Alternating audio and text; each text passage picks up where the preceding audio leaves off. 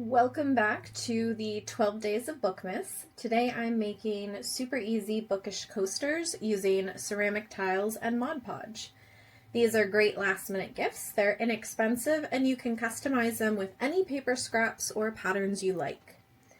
I'm keeping mine really simple and using a piece of scrapbook paper that's very bookish feeling. You don't need any special tools for this, just tiles, paper, Mod Podge, and some cork or felt for the back. So let's get started. For this project, I'm using plain ceramic tiles, scrapbook paper, Mod Podge. I went with one that says it's dishwasher safe just to help ensure that it is extra waterproof since it's going to be a coaster. A foam brush, scissors or a paper trimmer, and then felt backing for the bottoms, but you could also use cork. You can use pretty much any paper as long as it's not too thick. The first step is to prep the paper. I'm going to cut my paper slightly smaller than the tiles. My particular tiles that I'm using are roughly 4¼ inches. So I'm going to cut my paper down to 4 inches in order to get a nice little border around the edges. You can be as exact as you like. I like to have a little bit of a gap. It also means that it looks a little bit better if the spacing is slightly off.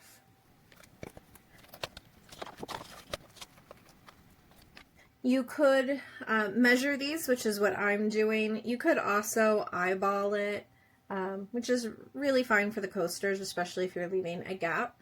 I'm using my paper cutter, so I'll have my paper measured while I'm cutting it. And so here I have my 4" by 4" square of paper. For my next step, I'm going to apply the paper. In order to do that, I'm going to brush a bit of the Mod Podge directly onto the tile. You don't need a lot, just enough to get the paper to stick down smoothly. This particular Mod Podge also recommends putting a little bit on the back of the item that you're decorating, so I'll also brush a little bit on the back of my scrapbook paper.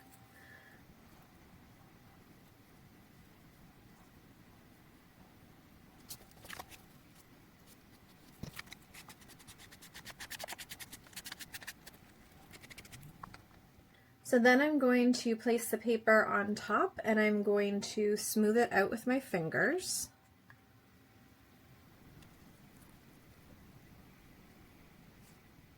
If you get any little bubbles, you just want to gently press on them. You don't have to worry if it's not perfect. Mod Podge is really forgiving once it dries down. I also like using Mod Podge because I can adjust it a little bit so I can make sure that it looks like my paper is more centered versus something that is going to be a lot more quick drying. Once the paper is stuck down, I'm going to brush another thin layer of Mod Podge over it. This is what's going to protect the surface and give it that sealed effect. You want to make sure that your brush strokes all go in the same direction. It's just going to look cleaner once it dries.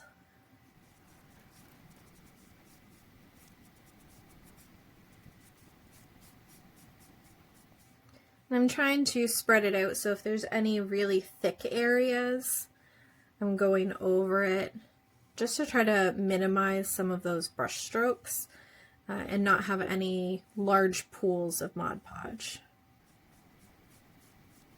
Okay, so now I have my piece of paper really sealed well onto it. I'm going to let this dry for a bit and then I'll add a second coat. For the dishwasher safe Mod Podge, it does suggest on the back that you let it dry for 2 hours before applying another coat. You can do 2 or 3 coats total depending on how durable you want them. So I'm going to go ahead and let this dry. I'll apply another coat or 2 and I will come back once all of the coats are completed and we're ready to add our felt backing. Now that everything is dry, I'm going to flip the tile over and add felt backing so that these don't scratch any surfaces. I've already cut my piece of felt down to 4 inches by 4 inches, and I'm going to use a little tacky glue in order to stick this down, but you could also use adhesive cork squares if you want something even easier to stick down.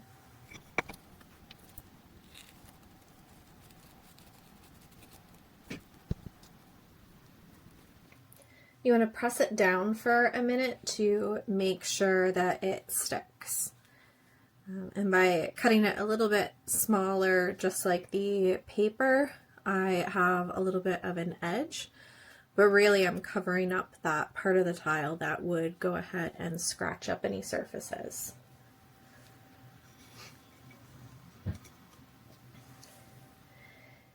If you used regular Mod Podge and you wanted to make these extra durable, especially against condensation from glasses, you could spray them with some kind of clear acrylic sealer.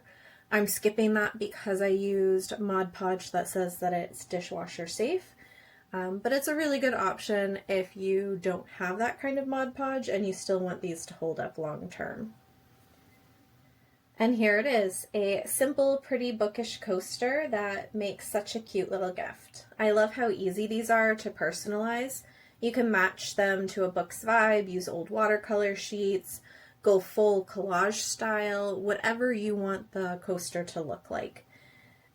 Thank you for joining me for day 3 of the 12 Days of Bookmas. Let me know if you make any coasters like these, or if you'd like me to do a more detailed collage or mixed media version in the future. I'll see you in the next video.